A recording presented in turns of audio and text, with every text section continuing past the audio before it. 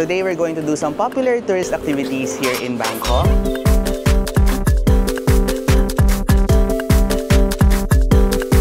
So we're going to visit some famous temples. Pupunta kami sa Wat Arun and Wat Pho Temple. Tara, let's go! Hello! We're here na sa Wat Pho or Wat Pho? Wat Pho. Wat Pho pala. Wat Pho Temple. Pasok na po tayo. Ano ba sila? Royalty ba sila? Hindi ako sure. Okay, we're going to enter now. Ito po ang entrance. Ayan, daming tao guys. Oh my God. Please prepare 300 baht. Cash only.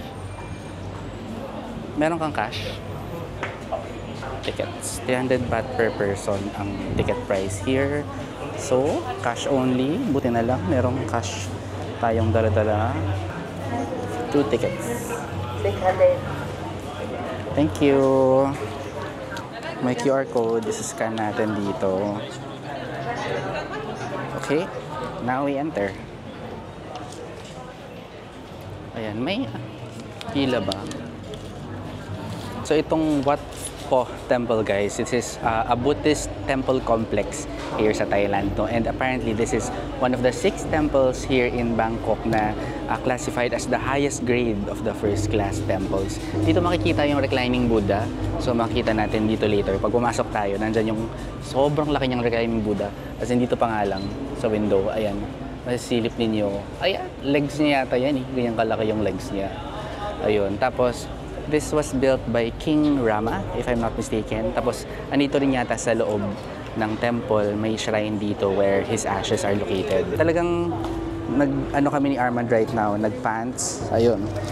Ako naka-pants din ako. Kasi, syempre, hindi ka pwedeng naka-shorts dito. May mga, may mga nakita kami dito na mga tourists kanina na nagbibihis talaga sila. Kasi hindi sila pa napapasukin kasi yung clothing nila ay above the knee. So, ayun. Para sure na hassle-free ang entrance nyo, kayo ay mag-dress properly, dress appropriately. Yung naririnig nyo na yan ay gong. Ito. Pwede ka mag-gong dito. But we don't know for what reason. Here.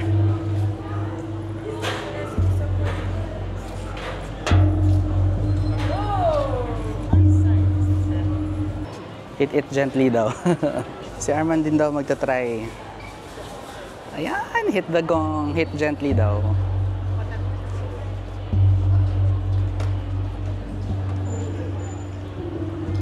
Pongga. Ba't yan? Parang kang robot. Kapag ka. Okay, so ano tong area na to? Ito nasa gilid. Baka ito yung shrine? Try natin pumasok guys, but we have to take off our shoes. So that's what we're going to do. Take off natin. Pati ba socks? Ano? Ha? Take off natin. Yan, buti na lang black yung shoes ko. Ito siya. May mga ano dun, mga monks na kulay gold. Ayan. Tapos you can get your fortune read daw. Yan yung ginagawa ng ate na yan. If you want to read up about Wat Pho, dito din sa gilid, nandito yung mga stuff. Meron namang mga English translations. So ayan, matututunan nyo dyan. Like ito, on this part about medical treatment. Ito yung mga energy lines na tinuro sa atin sa massage, nung massage lessons. Tapos ito rin daw, merong mga guardians sa temple gates. Yan, dito ko lang nabasa yan lahat. Yan ko natutunan. Marunong ka magbasa ng fortune? Opo pa. Tapos? And then? So may mahulog kang isa. Pag dalawa or more yung nahulog mo, ulitin mo. Tapos? Pero ano lang, kasi makakuha ka ng isa, tapos meron dyan mga fortune. What does it mean if may nahulog kang... Ah, okay. Saan mo nabasa yung mechanics? So dito malalaman? Tapos you can take home kapag... Ah, dito malalaman yung fortune. You can take home kapag good fortune. Pag bad fortune, iiwan mo. Tapos sisirain mo. So ganun ang mangyayari dito. Dito tayo magbabasa ng fortune. So we donate first. And then magaganyan ako until when... Oh, donate na rin tayo. And then we wait for the sticks. Okay. Thank you so much. Okay. And then I will kneel here. And then I'll shake lang hanggang may mahulog. 1 lang. Ay! Ayun. Ay, isa lang. I had number, what's this? 29? Yeah, I think. Parang 29, no? Number 29. So, kailangan natin malaman ano ang number 29. Number 29. Here. Oh, talagang last. Tapos kukuha lang ako here ng paper. Oh my God! Number 29 is a lucky and peaceful one. Oh, good fortune. You are more or less like a half-dead tree getting some dews and fresh air in the night. And recovering its stretch. Spreads its branches and some new leaves. Whatever you want to will mostly be successful. I'm going to be a successful, peaceful, and lucky person. Yeah. Your luck at present is generally excellent. You are very lucky in love affairs. Oh my God! In love daw ako, and I'm lucky in love. You and your family will be happy and prosperous in future. In case of prosecution, you will certainly win the case. An invalid in your family will... Anong mangyayari sa invalid? Bakit may cliffhanger? May pa. Wala, hindi niya tinapos. May cliffhanger yung fortune ko ay may cliffhanger pala. Ayan, but sabi nila kapag good fortune, you get to take this home. If bad fortune siya, you leave it behind. Okay? So good sign pala na konti na lang yung papel na natitira doon. Ibig sabihin good fortune. Ikaw, do you want to try your fortune? Sige, try natin. Mag-reclining Buddha na tayo. Wow! Ito na yung temple dito. Ay, here ba yung entrance? Yung entrance sa Buddha. Pasok tayo. Ano yung kinukuha? So mamimigay sila ng bags. Ayan. So kuha tayo ng bag dito, guys. Ayan, 1 bag. And then ang purpose nitong mga bags na to ay dito natin ilalagay ang ating shoes. Kasi kailangan natin hubarin yung shoes as we go inside.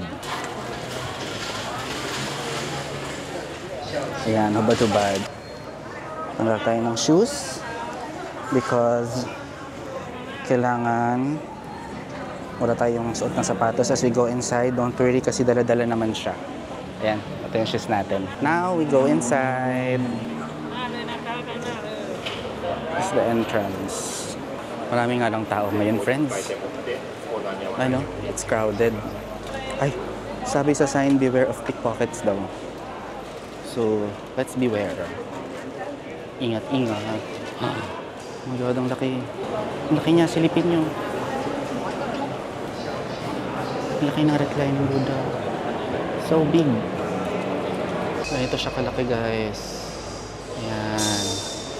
And then, it's all the way there. Ganun. Yan po, kalaki ang reclining Buddha na ito. Masikip nga lang here, kaya pala beware of pickpockets kasi talagang siksikan galore. Itong buong kahabaan na to, yan yung kalaki-laking Buddha. Meron ding mga inscriptions dito sa talampakan niya, guys. So, ayan. May mga inscriptions of Buddha in different positions.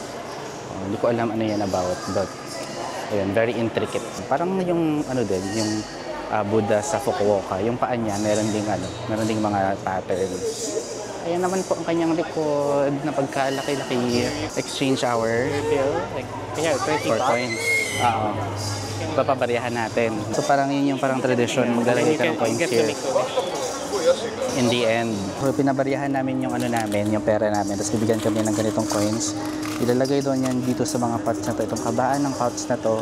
And towards the end, you can make a wish. Ayan. So, hindi naman kailangan isa. Pwedeng marami. Basta lahat yan malagyan. Ayan. Lagyan na natin. Lagyan natin. Money. Oh my God. Nakaka-pressure. Kailangan mabilis. Huh? Kailangan ba mabilis? Ang bilis nung nasa harap ko. Dahan-dahan na lang. Ayan. Andun na siya. O, andito pa lang. Oh my God. May sumusunod sa akin. Nakaka-pressure naman to, guys.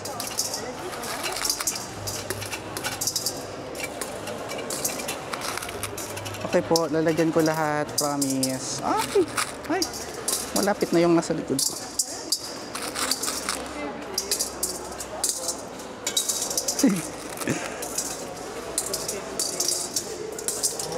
Oh no, oh no. Abutan na nila ako sa likod ko. Ah? Sorry.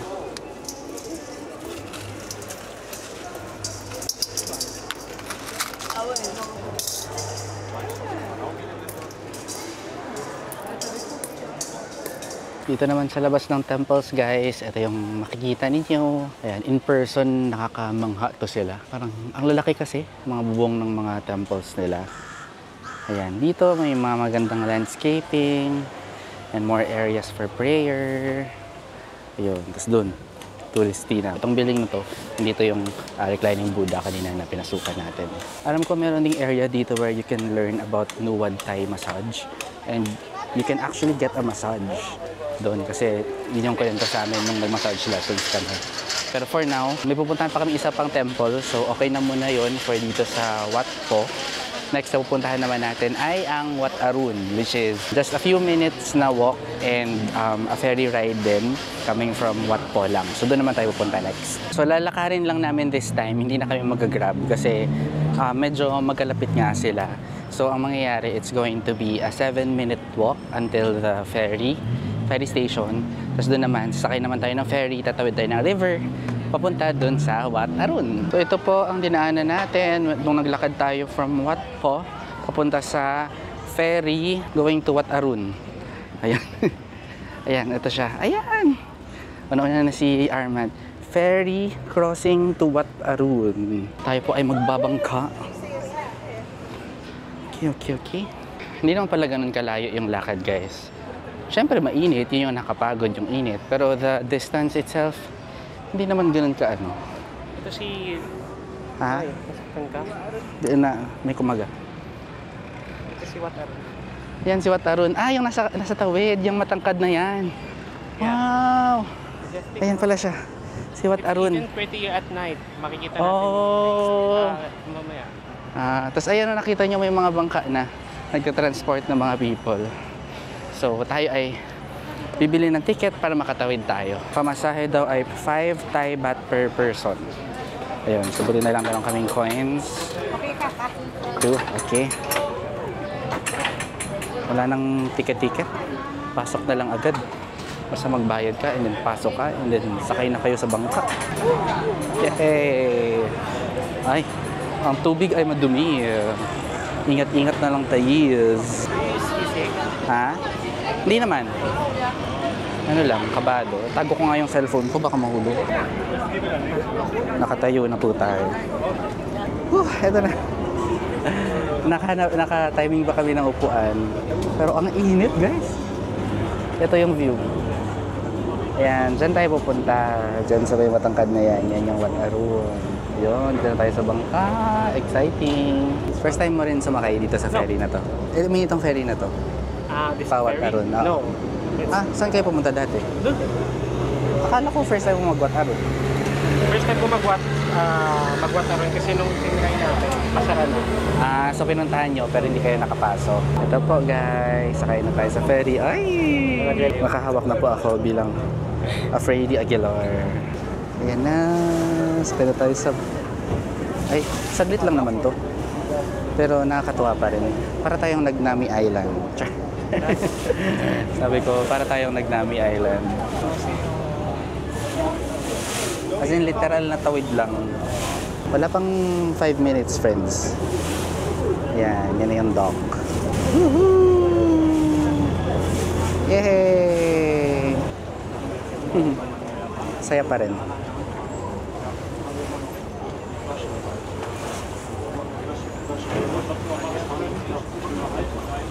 Okay, andito na po tayo. Yan, nakatawid na. So now, mag-disembark na lang tayo. Nakapasok na kami, guys. Ito na po ang Wat Arun. Ayan, ang ganda. So ang tickets pala, papasok dito sa Wat Arun ay 200 baht per person. And as usual, cash only. So, ayun. Ito, bumili kami ng 2 tickets. Pero yung ticket nyo naman, meron ng kasamang water. Ayan. So, at least may balik. Aside from the entrance, may tubig tayo. So, ayun. Just prepare 200 baht per person. Ayan, ito yung temple. Pasok na tayo. May 2 guardians, so nagbabantay. Yan sila. Ay, may monk na nagbabantay. Siguro nagbibigay siya ng tour. ตอนนี้เหลือ 62 เมตร คาดว่าน่าจะเป็นการทรุดลง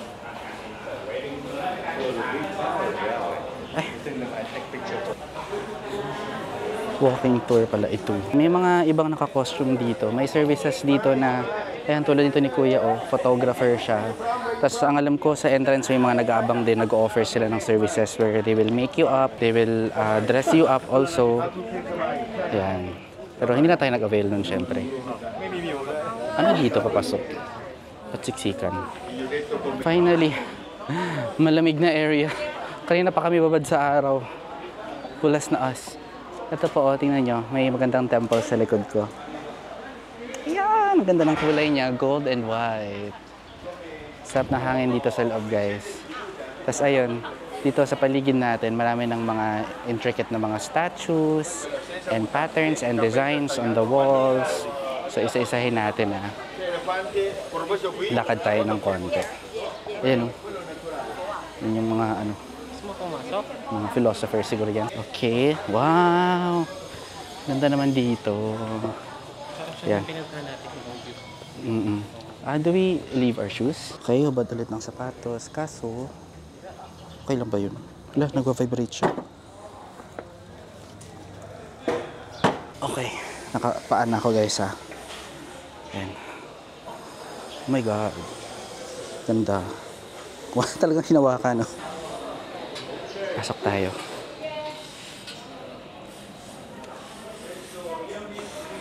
Okay.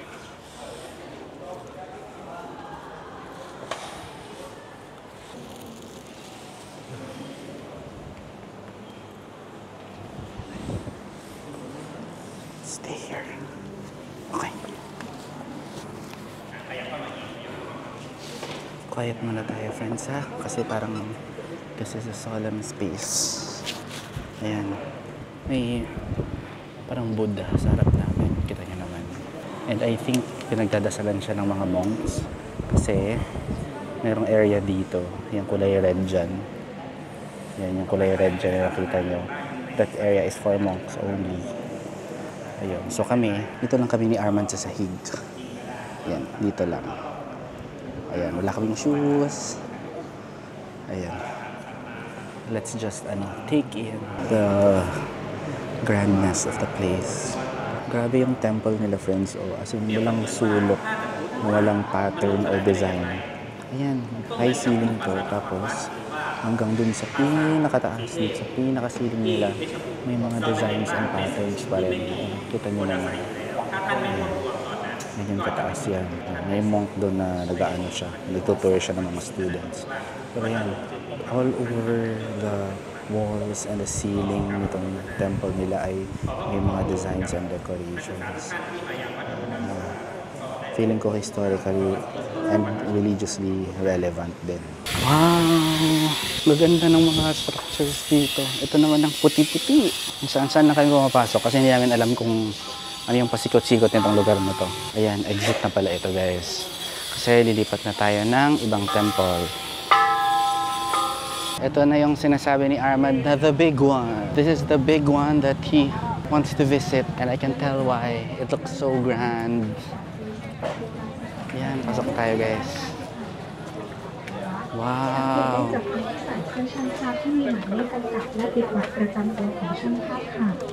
请保管好您的包、手机和贵重物品。请将您的包放在您面前。请拉上正确温度包。请勿坐着。 Laki. Tapos pwede ko umakyat dyan yung mga tao na yan. Oh. Mga tao yan, umaakyat sila hanggang dun sa taas. Hindi naman hanggang taas. That's it. Try natin umakyat dun. Or, gusto mo na bang photo dito? Parang pwede, oh. Dito na area, no? Picture tayo. Alam nyo, guys, niyaya ko si Armand na akyatin namin to, itong mataas na to. And dito pa lang sa dito pa lang sa bungad. Oh my God. Okay, the stairs na agad. Tapos ang tataas pa ng steps. Tayo natin kung kaya. Oh my God. Nakakapagod. May gulay. Ang taas ng steps. Oh my God. Struggle. Oo. Ang steep na inakyat ko. Ayan, punta tayo dun. Ito ang challenge dahil masikip detail. Ayan, ganyan po. Meron pang stairs paakyat dun sa taas. Pero syempre hindi na kami akyat dyan. So, baba na kami agad dito. Other side na to of the structure. Dahan-dahan tayo kasi steep po ang stairs. Delikado. Dapat we are mindful of our steps. We watch our steps. Yan po ang aming inakyatan. Hindi ko na rin alam saan tayo. I'm guessing this is entrance or exit. But ayun po ang Wat Arun Temple. Hello, ayun, naikot na po namin ang Wat Arun. At least a part of it. Ayun, yung pinaka-in-explore namin ay this area, itong malaking structure na to. Inakyat namin ng konti lang, hindi naman all the way kasi sobrang init. Tsaka ang tataas ng steps. Pero hindi kakayanin ng mga tuhod-tuhod natin yon. So ayun, nakadalawang temples din tayo today, si Wat Po and si Wat Arun. After this, punta naman tayo sa Siam para doon mag-chill muna tayo, relax, pa-aircon ng konti kasi ang init. And then tonight, we are going on the opulence dinner cruise. Let's go!